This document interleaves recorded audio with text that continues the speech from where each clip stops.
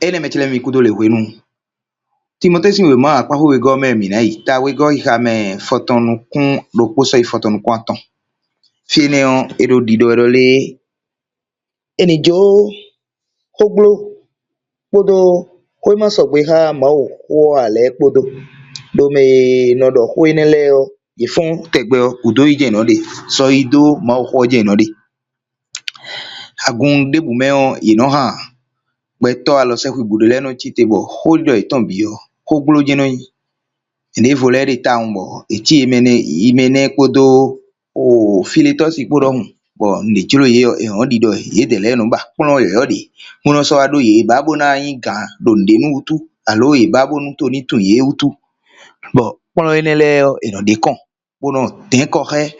bono sun ya ta bono to sin go bi okuro le pon mi to yen sogbe ikanu pipe de do ya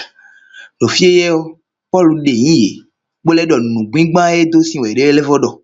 lobo katime no le todo nu o te hun me de le kobo a todo nu o je na yi àmọ́ nu era gume bo nu peto mo koton le je nu mo koton do je edo na city lo na hon nu edo e de yin pe bona time hon to gun kede we a lo me he na se ho ye ton le edo na time hon ye bi bra mo bona khle do le me ne le ogbe to funfun we yin bo kun do na hwedo ye o he ma yin mo a era so pon e ton ta pe do akaja tin eru savie do hun lo na do gija guna e kana sogbia lo azo yin ma ozo atoton